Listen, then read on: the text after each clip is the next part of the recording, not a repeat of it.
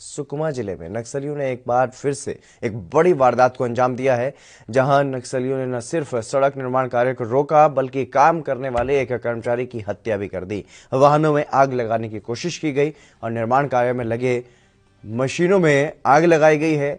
जिले के दोरनापाल और जगरगुंडा गांव के बीच में गोरगुंडा गांव के करीब नक्सलियों ने सड़क निर्माण कार्य को रोका और सड़क निर्माण कार्य से जुड़े ठेकेदार के मुंशी भास्कर की धनुष बाण से हत्या कर दी।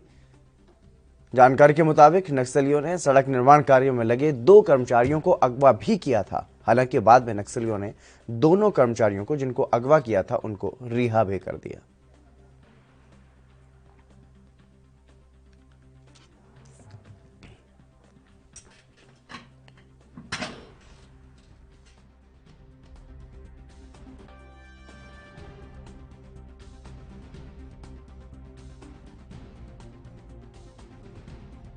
वारदात को अंजाम दिया है। सड़क निर्माण कार्य चल रहा था और यहां पर जाकर के नक्सलियों ने वाहनों को आग लगाई।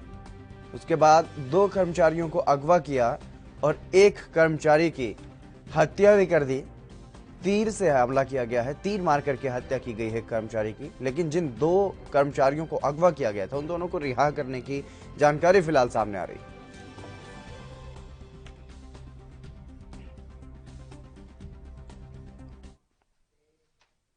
एसडी राज हमारे संवाददाता हमारे साथ जुड़ गए अधिक जानकारी के साथ। एसडी राज, क्या कुछ पूरी जानकारी इस हमले को लेकर के?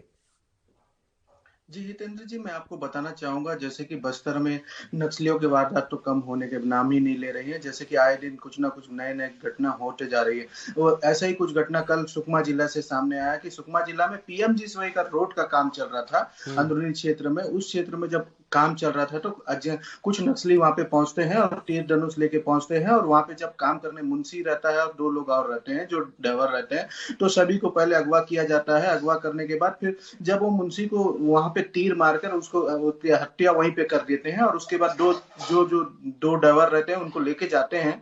लेके जाने के बाद कुछ समय बाद हालांकि छोड़ देते हैं। लेकिन आपको ये बताना चाहूंगा कि बस्तर जिला एक ऐसा जिला हो गया है जहां पे बाहर के लोग, जो बाहरी लोग जो हैं वो कोरोना से डर रहे हैं और अंदरूनी क्षेत्र के लोग हैं जो नक्सलियों से डर रहे हैं। तो यहाँ के बस्तर के लोगों को अब रहना दुष्कर्म हो गया है, परेशान हो गए हैं। यहाँ के लोगों को समझ में नहीं आ रहा है कि अब जाए तो जाए कहाँ, क्योंकि शासन यहाँ पे, आपको पता होगा कि कुछ दिन पहले यहाँ पे बीजापुर में इतनी बड़ी घटना वारदात का अंजाम दिया था नक्सलियों ने। उसके कुछ ही दिन बाद फिर ऐसे घटना, आए दिन घटनाएं का अंजाम देते हैं नक्सली अंजाम दे रहे हैं। तो जिस तरीके से यहाँ की पब्लिक जिस तरीके से परेशान है, तो उनका कहना यह है कि बाहर जाओ तो कोरोना ने मार रहे हैं और अंदर में नक्सलियों मार रहे हैं, तो हम जाए तो जाए कहाँ। ऐसे ऐसे अंदरूनी क्षेत्रों के कुछ लोगों का कहना है।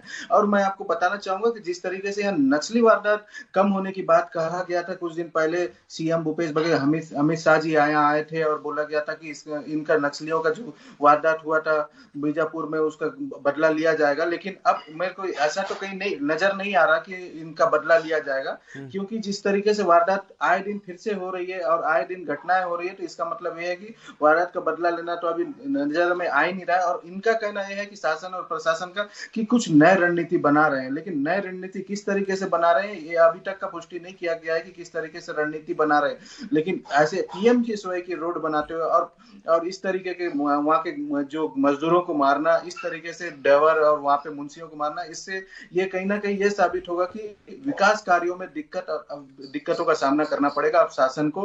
क्योंकि अभी इस तरीके से घटनाओं से अब कोई भी ठेकेदार या कोई मुंशी या कोई हेल्पर अंदरूनी क्षेत्रों में जाकर काम करने के लिए डरेगा, भय के कारण अंदरूनी काम करने के लिए सक्षम नहीं रहेंगे। इसी कारण से विकास कार्यों में विलंबता जरूर आएगी। जी राज, क्योंकि जैसा आपने बताया कि केंद्रीय गृह मंत्री अमित शाह भी गए थे, दौरा करके आए थे और ये कहा गया था कि बदला लिया जाएगा, लेकिन उसके बाद एक के बाद एक ऐसी कई घटनाएं हैं। अभी ऐसा लग ही नहीं रहा है कि नक्सलियों के खिलाफ कोई ऑपरेशन चलाया जा रहा हो या उनको रोकने की कोई कोशिश की जा रही हो या उनकी सफाई वहां से सफाया करने की कोशिश की जा रही हो। ऐसी कोई भी योजना फिलहाल कम से कम छत्तीसगढ़ में दिखाई नहीं दे रही है।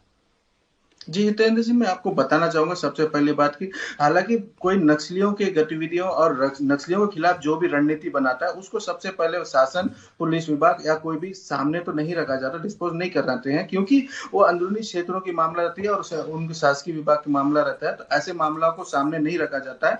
जो भी रणनीति बनाते हैं, अंदरूनी क्षेत्रों से अंदरूनी तरीके से काम किया जाता है। लेकिन मैं आपको बताना चाहूँगा, जिस तरीके से रणनीति इन लोगों ने बनाने की बात कही गई थी, जब बीजापुर का घटना हुआ था, घटना होने के बाद अभी तक का कोई भी घटनाओं को देख रहे हैं आप, नक्सलियों ने आए दिन कभी बीजापुर में, कभी सुकमा में, कभी दंतेवाड़ा में कोई ना कोई घटना करते नजर आ रहे हैं। ये कहीं ना कहीं ये तो है कि नक्सली वहां पे उपस्थिति अपना दर्ज करा रहे हैं और अपना भय हर जगह बना रहे हैं। तो आपको मैं ये भी बताना चाहूंगा कि नक्सल क्षेत्र के नाम से जाने जाने वाला बस्तर क्षेत्र से नक्सल को मार भगाना मुमकिन नहीं, नामुमकिन जैसा सवाल यहाँ पे खड़ा हो रहा है। यहाँ के पब्लिक का कहना है कि यहाँ से नक्सल को खत्म करना बहुत ही मुश्किल है, क्योंकि इतनी बड़ा घटना होने के बाद अमित शाह जी जब यहाँ पे आते हैं, अमित शाह जी खुद कहते हैं कि अब नक्सलियों को मुंह तोड़ जवाब देंगे। बोलने के बावजूद भी इतनी बड़ी घटनाओं को अंजाम देना कहीं ना कहीं शासन के लिए चुनौती वाली बात सामने आती है। जी, लेकिन जो लोग वहां पर रह रहे हैं, ये जो कर्मचारी काम करते हैं, इस तरीके की घटनाएं पहले भी सामने आ चुकी हैं। हाल ही में अगर बात की जाए तो एक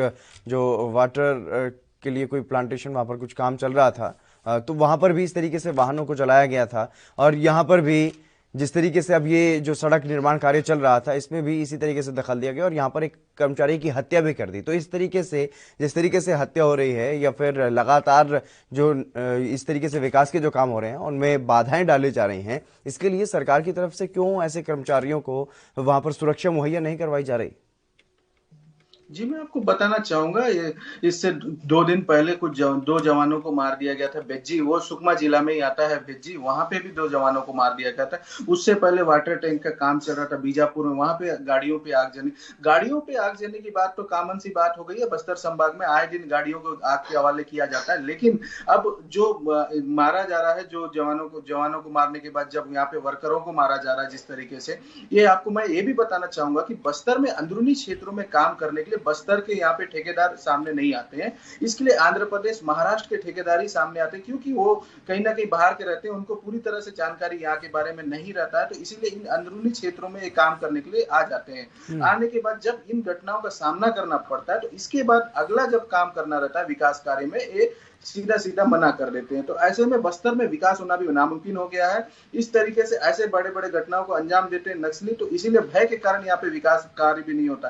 तो शासन ने सीधा सीधा कहा, अमित शाह जी ने कहा पिछले बार जब आए थे बीजापुर वाली घटना के बाद, तो उन्होंने सीधा सीधा कहा था कि अंदरूनी क्षेत्रों में पूरी तरह से कैंप खोली जाएगी। कैंप जहां जहां इन लोग मना कर रहे हैं, कैंप की वजह से जो घटना जिस जिस जगह में नक्सलियों का गतिविधि ज्यादा लगता है, वहां पे पूरी जगहों पे कैंप, सीआरपीएफ का कैंप बैठाया जाएगा। लेकिन इस तरह इसमें कोई भी मतलब काम के नजर नहीं आ रहा है कि अमित शाह जी जो यहाँ पे आके टिप्पणी किए थे कि अभी मुंह तोड़ जवाब देंगे नक्सलियों को, इसका कोई भी नहीं नजर। हो सकता है कि ये कहीं कोरोना के काल के परेशानी के कारण भी हो सकता है, लेकिन बस्तर के पब्लिक जो है नक्सली और दूसरा कोरोना दोनों से परेशान है। अब देखना यह है कि कब तक इन दोनों चीजों से मुक्त मिलती है बस्तर के लोगों को। जी एसडी राज, लेकिन एक और सवाल यहाँ पर, जो स्थानीय लोग हैं, क्या उनको भी इसी तरीके से मारा जा रहा है, उन पर भी हमले किए जा रहे हैं फिलहाल अगर बात की जाए तो?